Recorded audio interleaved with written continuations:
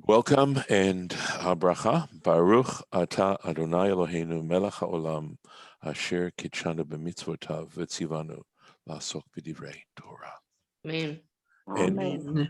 please know that I will not be able to see you if you are talking.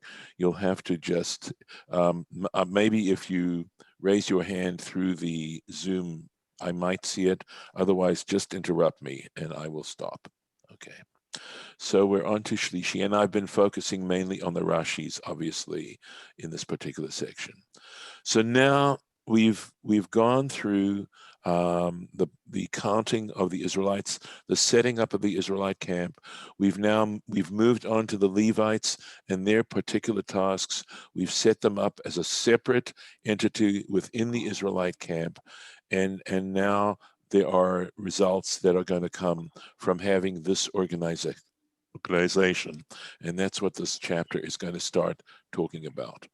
And some of the issue is arcane. It's classic arcane stuff, which I'm very happy to talk about if you feel you need me to do any more talking about these things.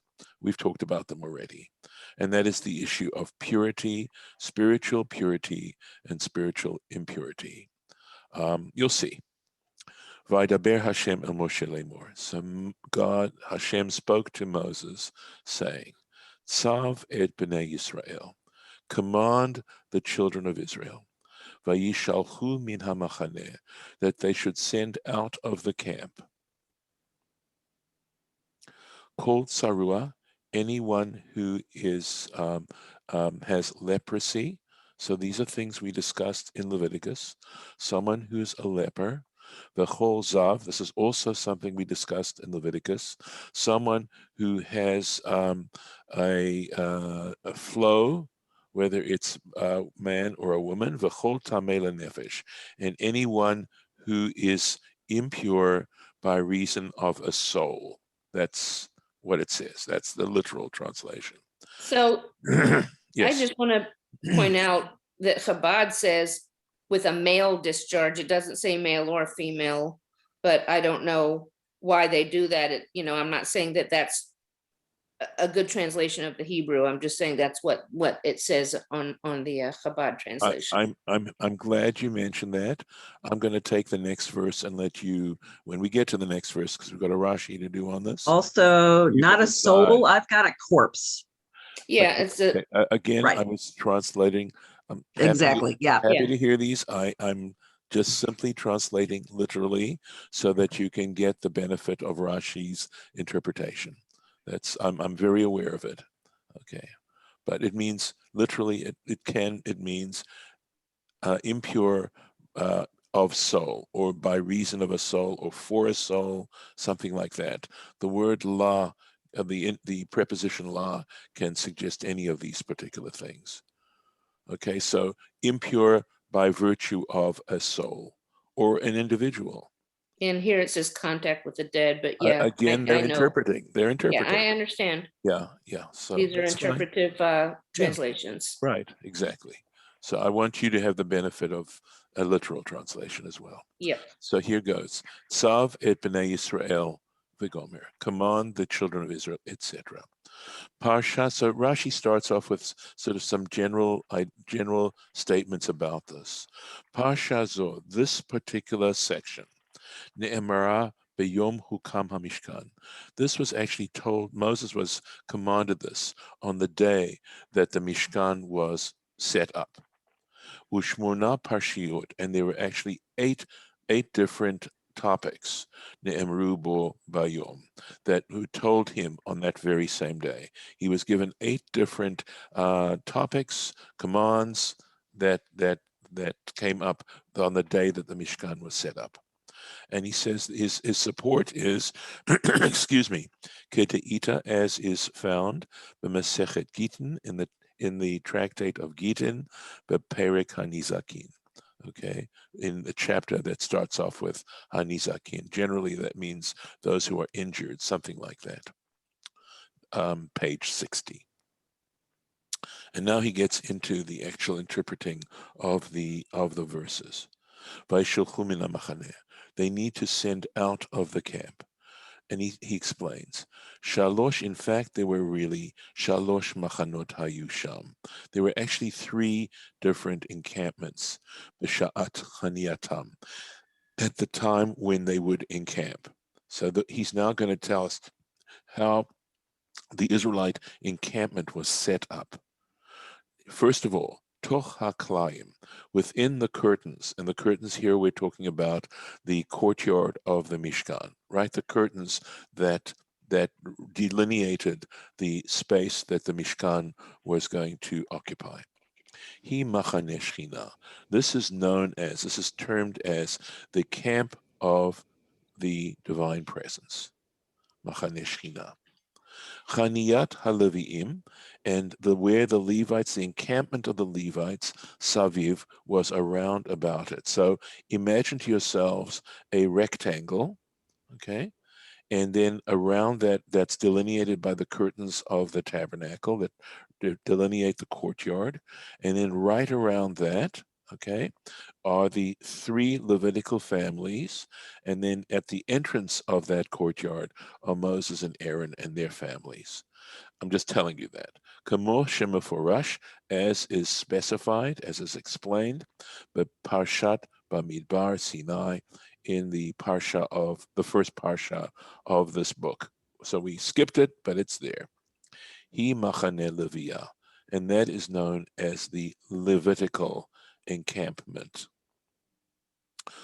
By the way, just to remind you, I think we've talked about it, that the word Levi, Levaya, means to accompany. That's essentially what it has to do with. And so the Levites were the ones who, when Leah originally named her son Levi, she named him Levi in her expressing her desire that her husband, that Jacob, accompany her, that his joy in seeing how she had born him a son would give him a cause to accompany, to be with her more. And now there's a different context here, because they would accompany the priests, and of course accompany the temple and the Mishkan, etc. Umisham. So now we have that encampment. Umisham ad sof machane hadgalim, and from that point until the edge of the encampment of the flags, literally, or the banners. And of course, we're talking now about the 12 tribes, the other 12 tribes, each one of which was identified by a banner on the 4 cardinal points. L'chol arba haruchot, at each of the 4 cardinal points. He Machane Yisrael. That would be considered Machane Yisrael, the encampment of the Israelites. Hatzarua, so now he explains, somebody who was leprous, Nishtaleach Chutz Lekulan, that person had to go and live outside all these encampments.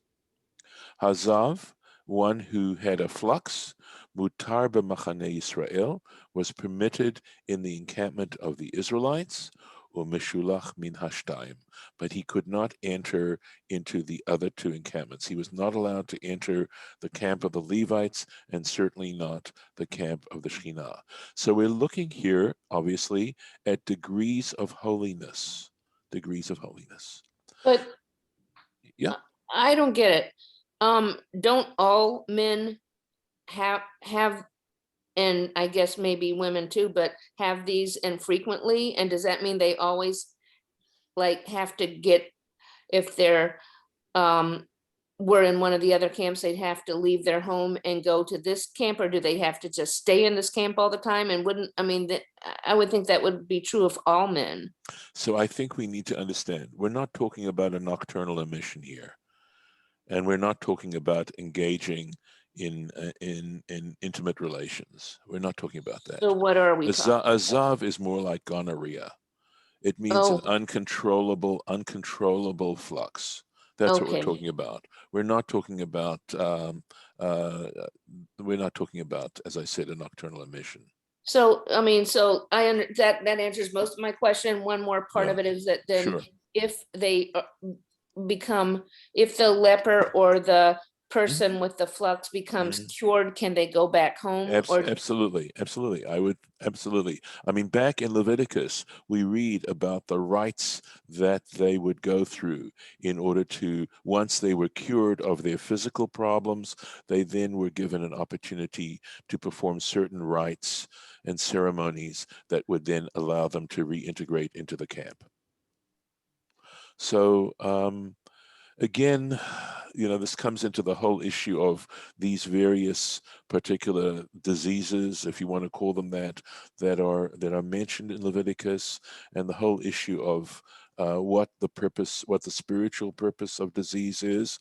I'm at a point in my life where I see these kinds of things because I'm doing it through the filter of a loving God, that they are trying to teach us something. They're helping us try to learn some valuable lessons about life, and maybe try to force us to start to look inside ourselves and do tshuva.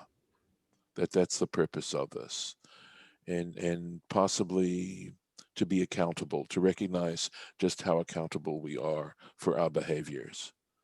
So that's how I understand these, and then the idea of going in some notion of sequestration, I think, is also important in that process. That we can get very distracted.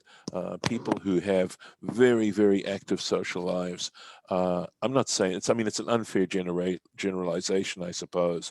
But when you're involved with other people a lot, and if you're taking care of your responsibilities and things like that, it doesn't give you the freedom to reflect and to think.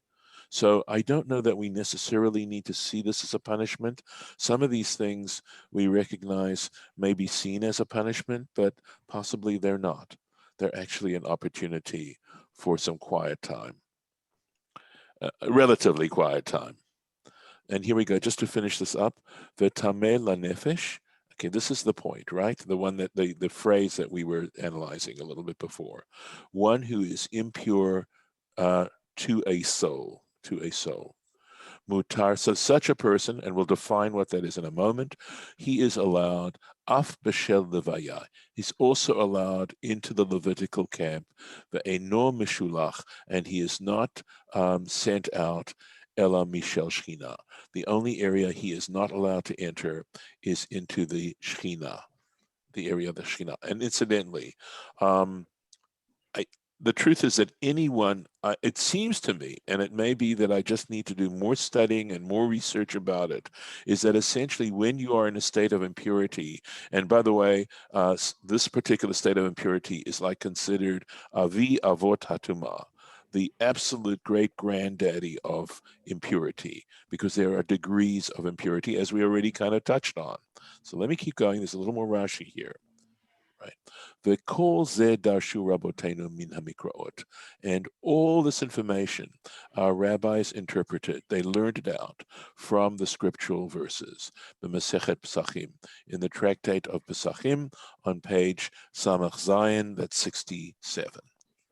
Tameh lanefesh, right? So now he gets into it. What do we mean by tameh lanefesh? The misa'av, here we go. He's actually using the Targum right here. One who is impure, that's the Aramaic for tameh, litmei nafsha, and that's the point about this, because this sounds awfully like tameh, right? And it's spelled almost exactly the same. And an aleph and a yud are relatively interchangeable, certainly from Aramaic to Hebrew. So does it mean impure? Or maybe he'll explain nafsha de inasha. And that means of a human being. So he explains that tameh here is from another Hebrew word, which is etzem. And he says, Omer Ani. Rashi very seldom does this, but here he is venturing his opinion. And I think, Shehu Lashon Atzamot, that this tameh here has this Aramaic word actually is referring to bones. Atzamot Adam, bones of a human being. Belashon Arami in Aramaic. So it could be, I think he's going this far, I'm going to take a chance on this far, that he is actually suggesting that the Hebrew is actually Aramaic at that particular moment. Now that is not unusual. I mean, it doesn't happen frequently, it happens very seldom, but it's not the first time this has happened. We also see Aramaic back in Genesis, where they quote some Aramaic words there. And of course, you know where Abraham came from. You know, Abraham and Sarah originally came from Aram Naharaim, meaning Mesopotamia, which is where they spoke in Aram. Guess what they spoke? They spoke Aramaic. V'harbe yesh b'Bereshit Rabbah. And there are many examples in Bereshit Rabbah of this word tameh, right, or tameh, in Bereshit Rabbah, meaning bones. Okay. So, for example, there's a reference to Adrianus, Hadrian, the Emperor Hadrian, who was the emperor at the time. Well, I'm not sure if he was, certainly around the time of the destruction of the temple.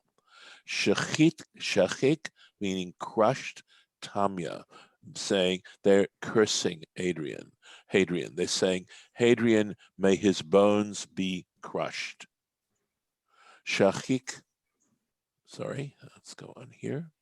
Yeah, Atzamot, right. So he's translating the Tamya as may his bones be crushed. It's a curse. So that's how we understand that we are talking about impurity by virtue of being in contact with a corpse. And later on, of course, in Bamidbar, in Parshat Chukat, we will discuss specifically, the Torah will get into a serious discussion of many of the laws involved with contact with, it's called Tumat Mate, and that has to do with impurity by virtue of a corpse, essentially, is what it's talking about.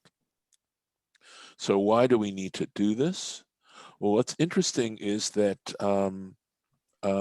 because the camp is now arranged in delineated portions, there's an associated level of holiness with each one of these encampments, which is why it was so important for Rashi to delineate those encampments for us. Now, any questions before I go on to the next verse? Oh, because animals don't have souls. And Correct. they will be in contact with those bones all the time. Correct. They do not have Right. human souls. They do not have human souls. Animals do have souls. They just don't have human souls. And Right. yes, excellent point, Golda, Mhm. as to why. Now, listen, you can. That makes perfect sense then. Yes, it does. Now, of course, you can get impure by an animal, but it won't be tumat mate. You can become impure from handling a nevela, an animal that is not properly slaughtered.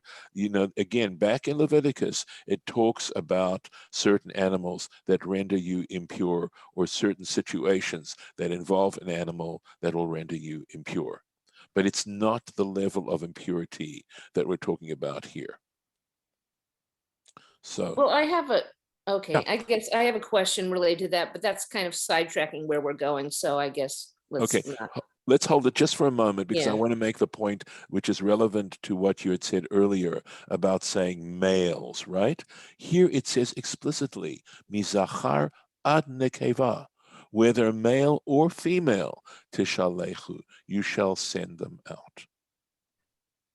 So it's true, you know, a zav is a word that's related to male, but it's also zava. Zava is a woman who is having a flux, okay?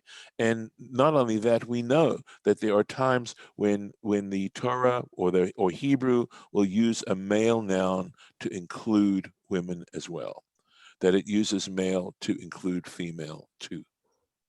So at any rate, here it says, you know, whether male or female, you shall send them forth. El michutz lamachaneh, outside the encampment, tishalchum, you shall send them. And of course, while it says machaneh in singular, having read Rashi, we understand that each one of those different categories of impurity refers to a separate camp. Now here's the thing. Velo yitamu et machanehem. So that they should not render impure their encampments. Asher ani shochen betocham, inasmuch as I dwell among them. So it's How many days, Rabbi, how many days do they have to stay outside the camp? And when do they become pure again to go back to their, very, you know? very good question, Oh. Harlan. So it depends, because they're showing physical manifestations with regards to a person who is tamei lanefesh, who is impure on account of contact with a corpse. What they would do is essentially we're looking at 7 days, essentially a week, as long as they go through this process of purification that involves the sprinkling of the ashes of the red heifer. Okay. Oh, All right. So as don't they long as have they to went wash through, their, don't they have to wash their clothes and bathe? yeah. I mean, and when they say bathe, they mean go to the mikveh. That's what they understand. That's how tradition understands bathing in this particular case. But does the red heifer exist? Nowadays, it doesn't. No, it Nowadays, it doesn't doesn't. Oh, today. okay. But I can tell you that I have heard stories, and Shira Beth may have heard of these as well, of children that are being raised in such a way that they never come in contact with a corpse, so that they would be pure enough to work with a red heifer were one to be discovered. And I believe there have also been, whether it's urban myth or not, that there have been cases where a red heifer has in fact been born. Not often, obviously. If we're impure, do we have to go to the mikveh? The mikveh? Okay, so essentially, you're asking a complicated question. The only place where the mikveh is a mitzvah, is still a mitzvah, has to do with menstruation and women performing that particular, going to the mikveh at the conclusion of their menstruation.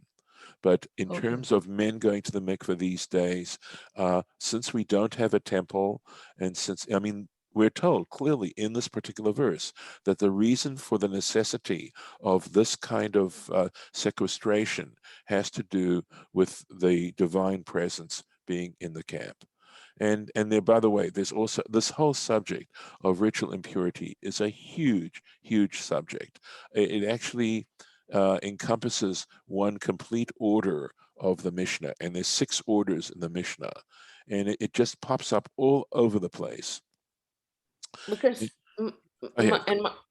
my question, which is related to that, and again, you don't have to get into it, but has to do with the fact that when we wash our hands, yes, ritually before we daven or before we eat, whatever, right, that we're supposedly purifying ourselves. correct. So if we have to do that several times a day or whatever to daven or to say emotzi, then I guess we're saying then we're impure in between those times, whether we've contacted, menstrual blood or a corpse or not. Okay, so it's a different type of impurity. In Masechet Brachot, they discuss this hand washing, etc. There's a machloket between Beit Shammai and Beit Hillel about it. It's one of the last chapters in Masechet Brachot where they talk about, washing your hands at the mealtime. Let me stop the share right now, and so I can see you all. All right. Essentially, and I think this is terribly important, the rabbis didn't, just because the temple was no longer existent, they realized the potential of Judaism and the whole, this whole notion that the Torah was trying to carry was now in jeopardy. This whole idea of developing your life in such a way in relationship to Hashem was in jeopardy. And certainly the way the Torah defined it and the Bible defined it. And so they developed ways in which to preserve the essential purpose, the essence of what was going on. And so there were people who would observe what we could call rabbinic impurity. And they certainly discuss the distinction between impure biblically And some of those things have been mentioned. I mean, tumat mate is still a biblical level of impurity, but there were also ways in which one might contract rabbinical impurity. And so by having those categories and making human beings, making Jews aware of those categories, it was a way of keeping alive a lot of the dynamics in life that would have been part of life when the temple existed, so that they could sanctify, so that people could still have a sense of sanctification of their lives. It was very, very important. A lot of this is rolled up in terms of immortality as well, by the way. And so that you can see Judaism, a dynamic in Judaism that says we earn our immortality, that we have the tools by which to earn our immortality through ethical living, through righteousness, through compassion, through devotion and loyalty to God and the Jewish people. That there are many, many ways in which we have an opportunity to try and earn immortality. And we have ways in which we can get rid of it. We can live life for today, and that's the end of it. Yeah. Rabbi, after a funeral, when you go back to your house, there's Yes. water out there. You have to wash your Right. hands. Why? Correct. Okay, so again, I believe this is a minhag. It's a custom. And again, it's to be able to make a transition from the cemetery, which is essentially the land of those people who've passed away, the land of the dead, into the land, and to transition back into the land of the living. And so washing hands is a way of purifying yourself as you leave the one land and go to the next land. I'm sure there are probably better explanations than the one I've just given, but that's my understanding. So I'm going to stop the recording and